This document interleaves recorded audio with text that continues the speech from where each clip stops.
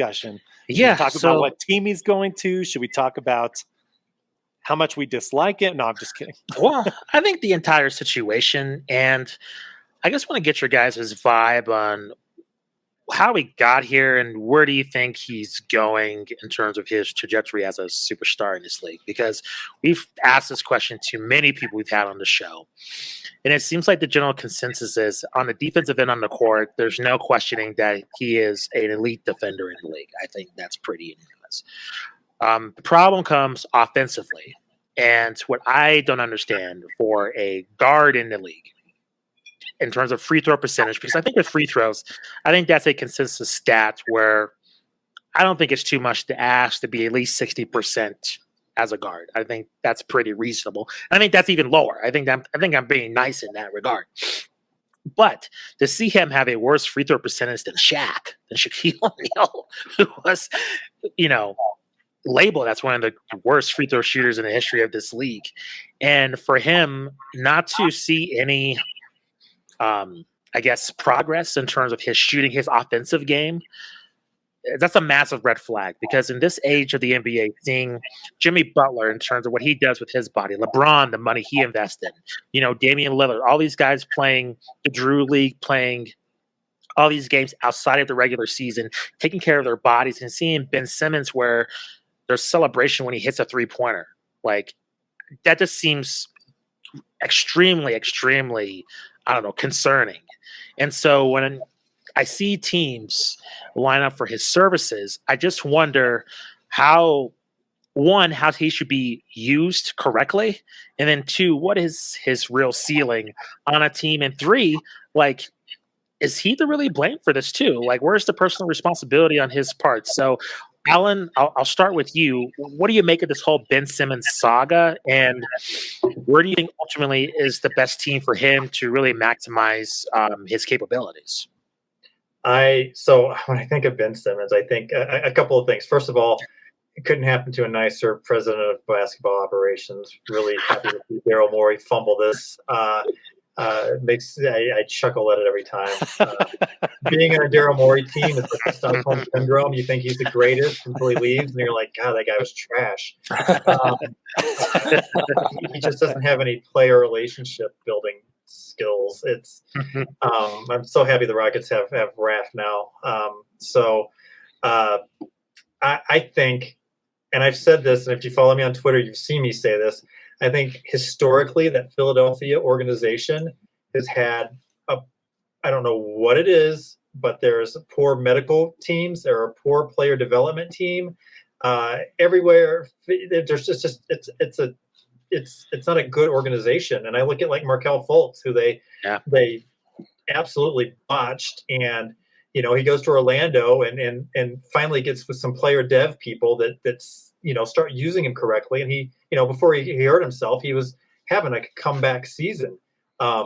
If they had that comeback player of the year award, I think he would have been the number one contender for it before he went down. I think Ben is going to go somewhere. I don't know where, but I think he needs to go to a team that's not necessarily super competitive right now.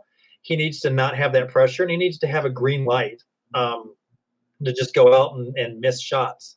And I think, and have a good player development guy. I don't like him on the Rockets, but I think if he could spend some time with someone like John Lucas, I think you would see a complete turnaround. And so he just needs to go to a team like that with a good player development, and he needs to be humble enough to admit it. And I don't know him. Obviously I don't know him personally. I don't know a lot about him personally. So I don't know if Indiana is a good fit for him necessarily. But I think Rick's a really good coach and really good at bringing stuff out of people. So I think that would be a very positive environment for him to be in. I think Portland with Chauncey would be very positive to be in. I think Mike Malone in Denver with that organization, I think is a really well-run, top-notch organization. You could see which organizations are good and which ones are not good. And the Phillies just they went through the process and lucked into JoJo, lucked into Ben and Markelle, but they haven't been able to really do. They made the Eastern Conference Finals, but I just don't think they're they're all that. And yeah. So I feel for him. I think he's going to have a revenge year when he finally finds a place to play. And the 76ers are in such bad shape right now that they just made you praise the Orlando Magic. That's where we are right now. Josh, what are your thoughts with this whole Ben Simmons thing? Yeah, it was fascinating to watch some of those comments at the end of the year from Doc and from Joel. And like Doc's a great coach. Like he has a track record that's, he seems like a great human. That documentary on Netflix is great. But I teach coaching classes. And one of the biggest things we talk about is the mediational model of leadership. Like what is said isn't what's always heard. And like, while their comments weren't, like as harsh as say Jordan 20 years ago, like they're dealing with a Gen Z player. And I think it'll be interesting to watch Gen Z players 25 and under kind of interact with older coaches because it's a different generation. Why am I blanking on the Knicks coach? Tom Thibodeau. Thibodeau, yeah, like he's hard.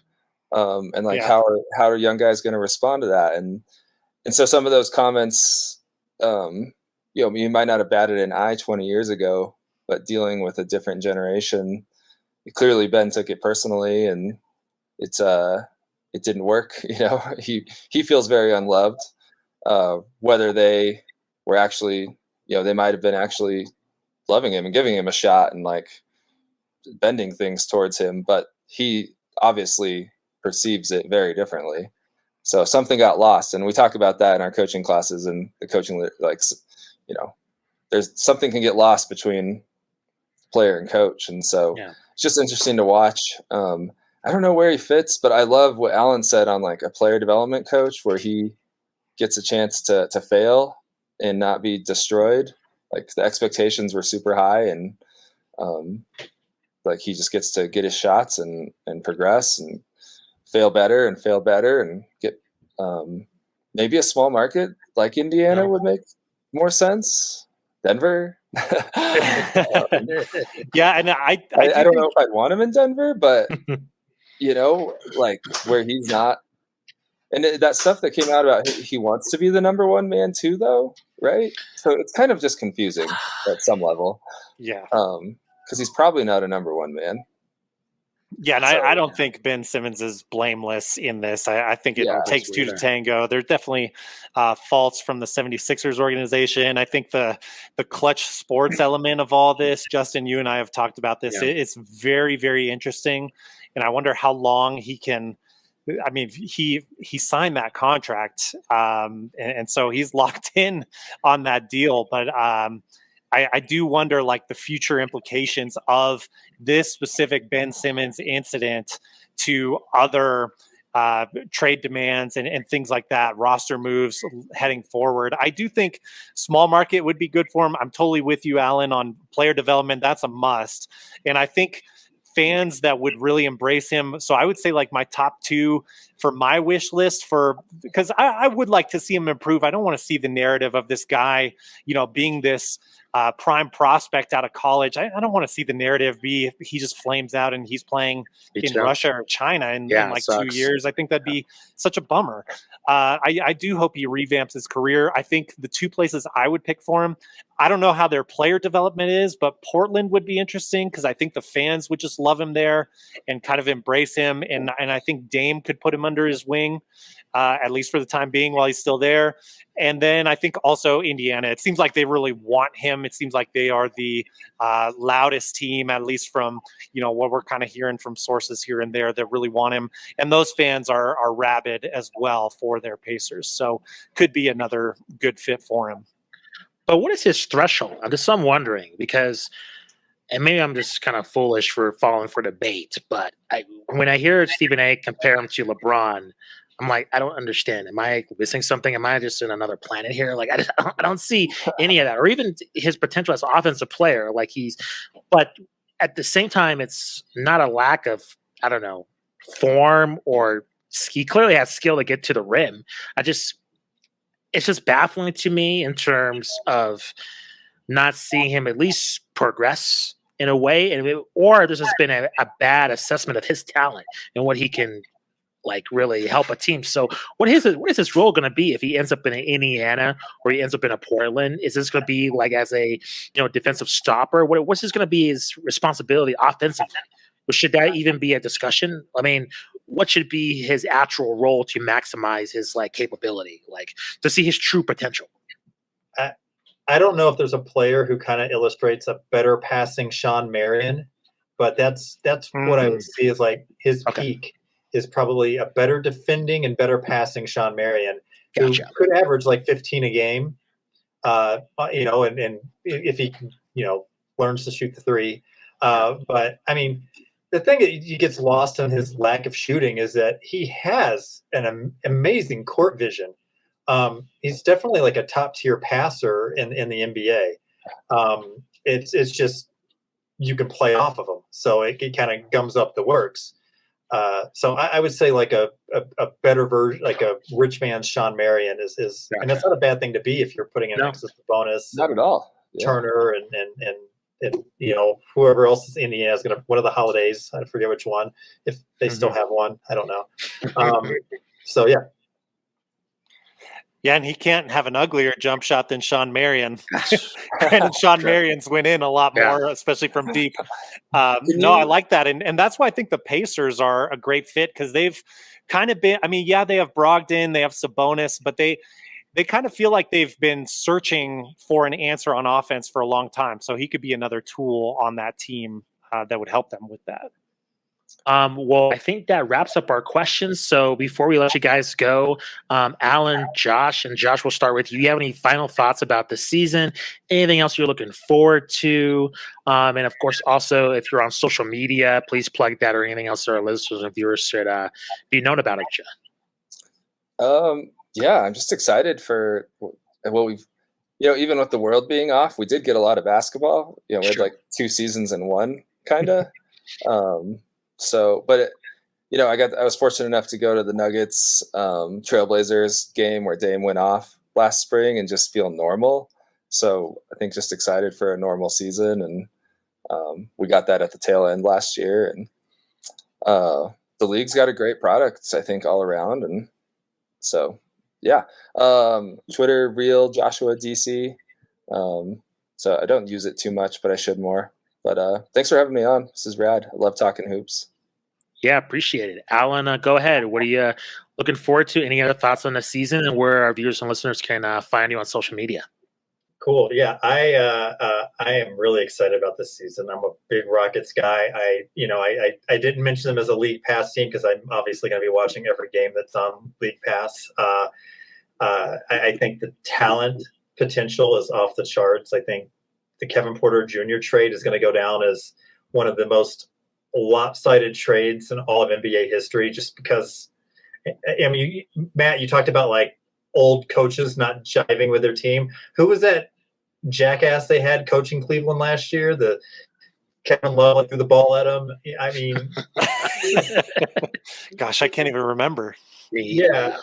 I mean, they he was a 19-year-old who had a meltdown, a mental break, like a mental break, and they got rid of him, and I think he ended up with Houston with like Silas and Lucas checking in on him every day, like giving him this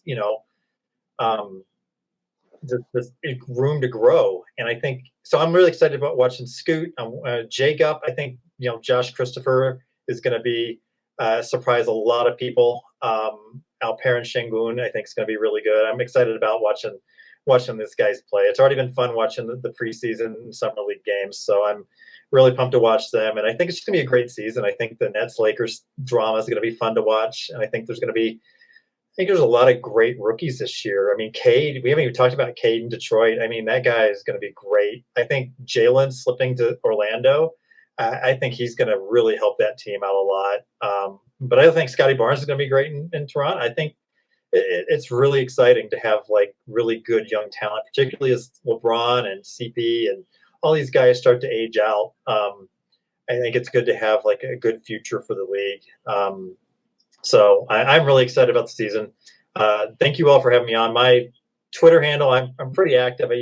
I'm a lot of times the dude who just replies to people, but I do post some things about politics, comic books, civilization games, whatever.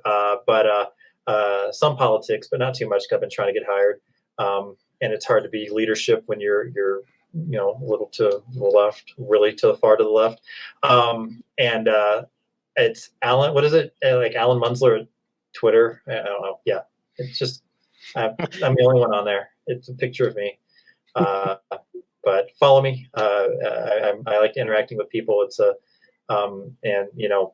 Rockets Twitter is really great. I really like the Rockets Twitter people. They're Matt knows what I'm talking about. They're top notch. One of the best fandom Twitter fandoms out there. You guys have Roosh on, so that's really awesome. Roosh is great. So anyway, thanks for having me on. This was a lot of fun, and I love talking hoops, so I appreciate it. Matt, do you have any final thoughts as well? Yeah, pleasure having you on, Alan, and I'm glad we've gotten to interact more and more on Twitter as as the hype of the Rockets continues to build. I can't add too much to what Alan said there about the Rockets. I'm looking forward to the same things. I think it's going to be one of the most exciting / frustrating young backcourts in the league. There's going to be some growing pains, but I do think there's hope for that. Jalen Green, Rookie of the Year. I just think he's going to be a lot flashier than Cade, and I think that's going to elevate him. I think that's going to get him more votes for that. So I want for this season, Jalen Green, Rookie of the Year. I want, if we get a Rockets playing game, that'd be great, but I'm not going to get greedy here. I want Luka to beat the Lakers in the playoffs. I don't know how that may be too much, but hey, maybe Jason Kidd, this is his value here as a coach. He's got the inside secrets. I don't know about that, but anyway, I want the Luka ascension for the Mavericks, their main point in them beating the Lakers. And then for you, Josh, because, I love you. You're one of my best friends. I want that Suns title this year. If my Rockets can't be there, I want the Suns to be there. Getting that title, I don't know. If they meet the Nets and the Nets are healthy, I'll be praying a lot for that. But I do think the Nets are going to win the title this year. I'll let the cat out of the bag there, but I don't think that's a big shock or surprise. But hey, if the Suns are in the playoffs, as I assume they will be, I'll be pulling for them with you, Josh. I'll jump on that bandwagon if the Rockets are out of it. Justin, what are you looking forward to this season, man? I'm looking forward to just the young talent. I think finally we have a good crop of young stars. And, as I was saying on other podcasts, like I'm excited. I'm optimistic. I think almost every team in the league has a player to at least look out and watch for. That wasn't the case, when I was growing up, there's a lot of this bad teams that were irrelevant. And I feel like in this age of the NBA, no matter which team you pick or you're a fan of, there's somebody to root for, somebody to get excited for, even if you don't, make the play-in tournament. So I'm excited for that. I'm excited for the Warriors to be back almost at full strength. And I'm excited to see, I love desperation. That's what I love about just the NBA in terms of like which teams they just need to make that leap. So like the Jazz, the Nuggets, the Blazers, even the 76ers. I just love seeing like those teams that that they have to make that big leap or else there's going to be huge consequences. I love just seeing, that pressure being put on them. So that's what I'm looking forward to. Alan and Josh, this has been awesome. Matt, as always, this has been a great season preview. Looking forward to seeing what your guys' opinions are, in the All-Star break where we are then. This has been fantastic. Thank you very much for your time, taking time out of your Sunday. I know you all got work the next day, so appreciate you taking time out to talk some hoops. Appreciate it. Yeah, thank you. For sure. Thanks for having me. That will conclude our NBA season preview. If you like this video, please give us a like. And if you're listening to us via audio, please subscribe so you get more great interviews, more great analysis. We got a great season coming up. So we'll check you next time.